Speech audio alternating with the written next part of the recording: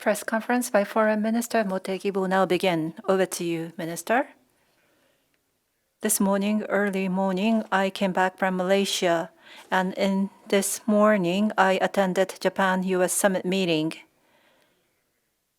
It was a very friendly meeting, but at the same time, we had a very fruitful communication to build the new golden era of U.S.-Japan alliance. And this was indeed a very productive meeting as a first in-person meeting between two leaders. It was very good atmosphere as a first in-person meeting. I also attended the meeting with the families of abductees.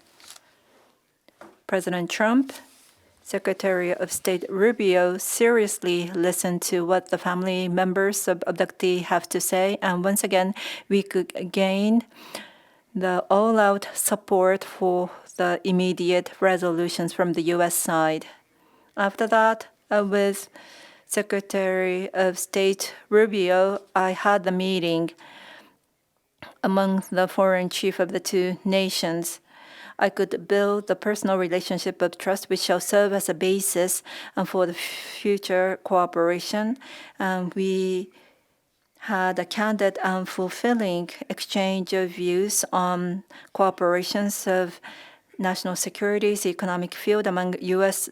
and Japan, as well as covered various challenges in the international society. I also met with Secretary of Commerce Lutnick regarding U.S. tariff measures from the viewpoint of overall coordinator against U.S.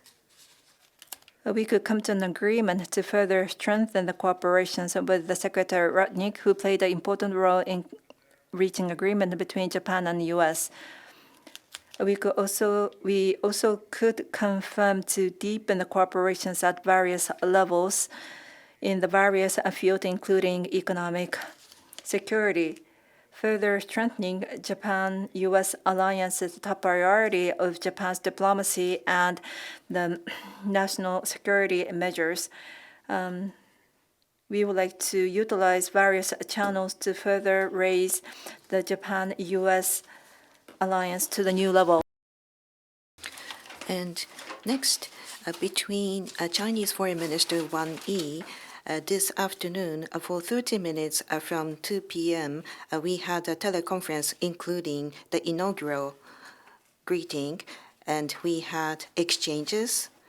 And between China and Japan, the promotion of the strategic relationship of mutual interest and the forging of constructive and stable relationship. This policy was reaffirmed. Under this major direction, we agreed to continue communication at the various levels. Also, from my side, on the topic of the rare earth-related export control measures by China, I expressed a strong concern.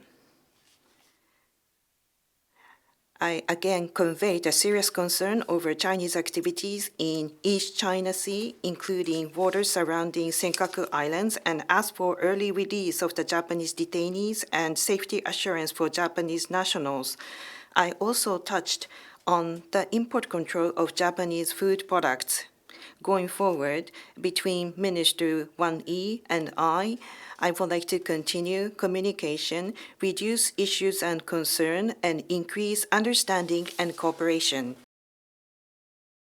Lastly, I will be visiting Gyeongju, Republic of Korea from 29th tomorrow through 31st to attend APEC ministerial meeting.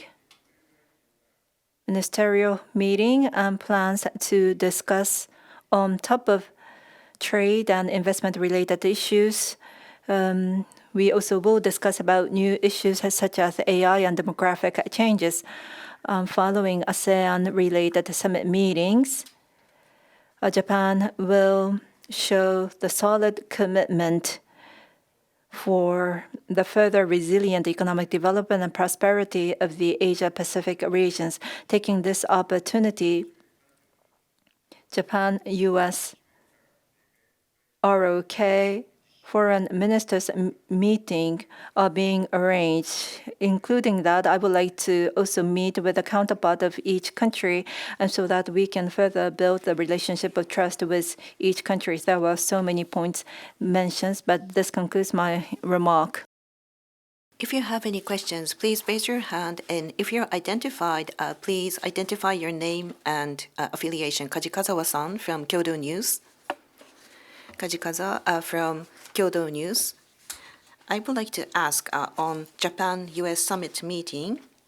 I think you attended, and may I ask about the evaluation and accomplishment on this meeting?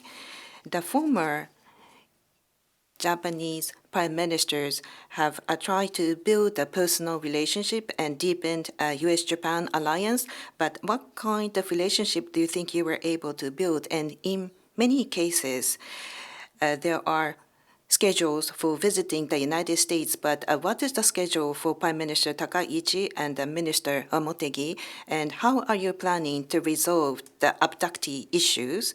And what is the expectation for the U.S. DPRK summit meeting to be held? Well, that basically overlaps with what I mentioned in my opening remarks, but should I respond to your question?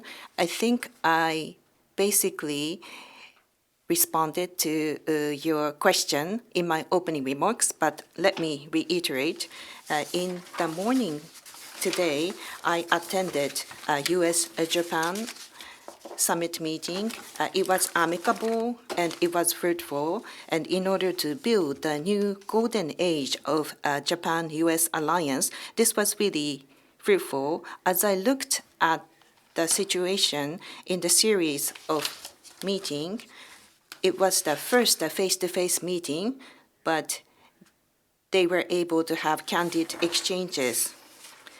This will lead to the future, and I believe that and I'm also confident that they were able to build personal relationship. As I mentioned at the outset, with my counterpart, Secretary Rubio, I had the first meeting, and as was informed, he is a very candid person and very wise, and I think I was able to have a good meeting. And the personal relationship was also built. So going forward, we are going to call each other Toshi and Marco. We even discussed that. As for the schedule of visiting the United States, Prime Minister Takaichi and myself, at this point in time, the dates are not determined. At various levels, we are going to elevate U.S.-Japan alliance to new heights. I do recognize that. And abductee issues, in order to immediately resolve abductee issues, in addition to the subjective initiative from us, we need to have the partnership with the United States and the international community. In the meeting with the families of the abductees, President Trump and Secretary Rubio, for the resolution of this issue, they did mention about the all-out support for resolution of this issue. This was really fruitful. And for the immediate resolution of abductee issues between Japan and the United States, we will collaborate with each other, and we would like to arouse the attention. Kuriyama-san, Yomiuri Shimbun. Kuriyama, Yomiuri Shimbun. Thank you. I have two questions. First question. In the U.S.-Japan summit meeting that you attended, Japan's defense budget as well as the initiative in the defense, what was discussed? Japanese government is asking the allies to increase the defense spending in this summit meeting. Could you gain the understanding about Japanese initiative? Another question. You've met with Secretary Lutnick. What did you discuss? What point you come to an agreement with? What type of relationship you would like to build? Now, regarding the second point, I think I have already covered that in my remark already. Do I need to repeat what I have already mentioned? Now, as for the detail of the Japan-U.S. summit, I'm sure that the Prime Minister will make some announcement. At the outset of the press conference, the President Trump mentioned that Japan has increased its defense capability significantly. He mentions about that at the outset of the meeting. For the further details, Prime Minister Takaichi herself, I'm sure, will hold a press conference. Now, the foreign ministers are meeting with Secretary Rubio, strengthening the deterrence as well as it's further promoting the U.S.-Japan alliance as well as to address economic security. We exchanged views, and I believe that I could build the personal relationship of trust with Secretary Lutnick, as I had mentioned earlier. Do I need to repeat what I have already mentioned?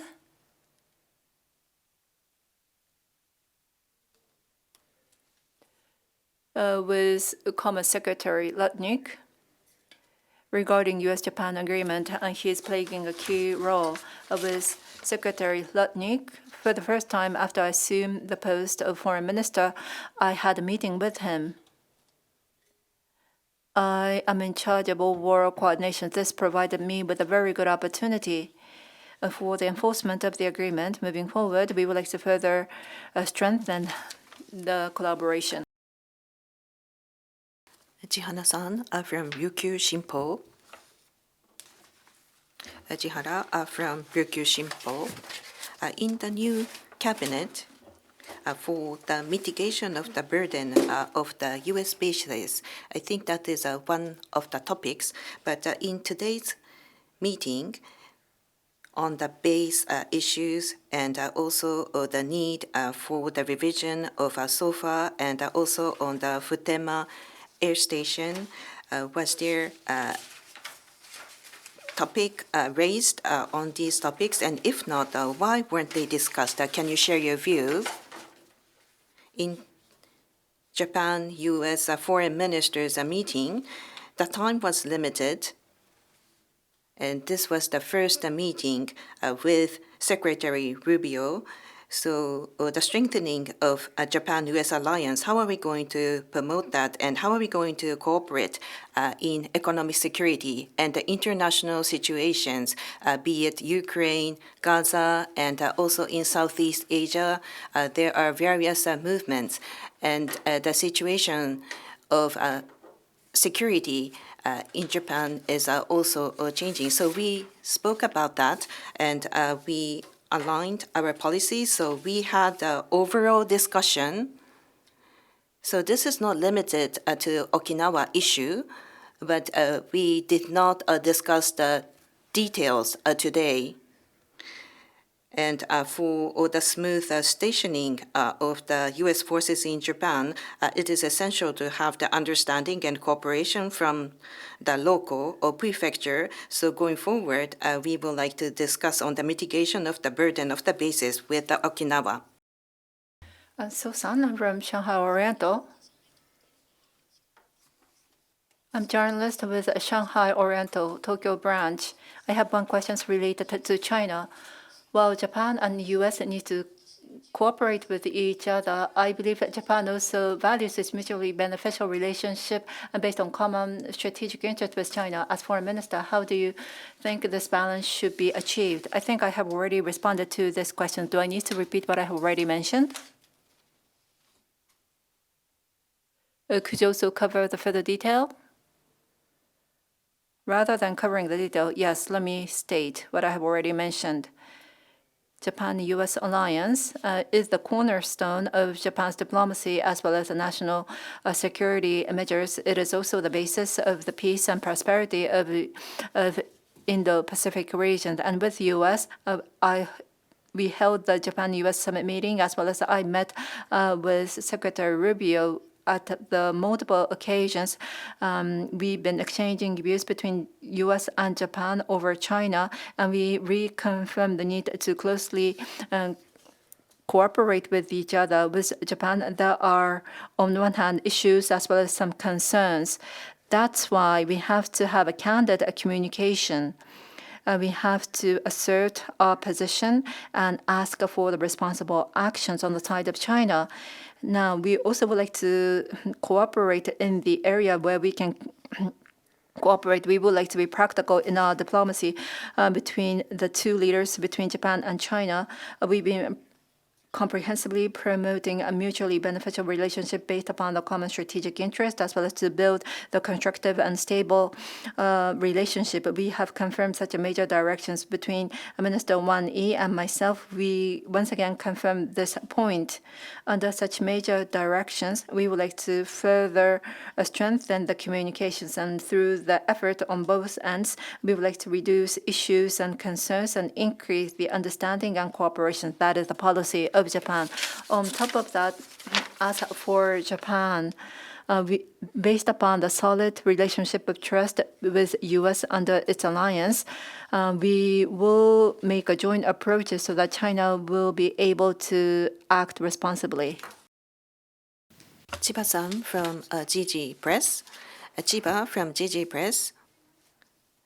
On the teleconference with Minister Wang Yi, as you mentioned in your opening remarks, I think, is there any coordination of having face-to-face meeting? No, we don't have any plan for that.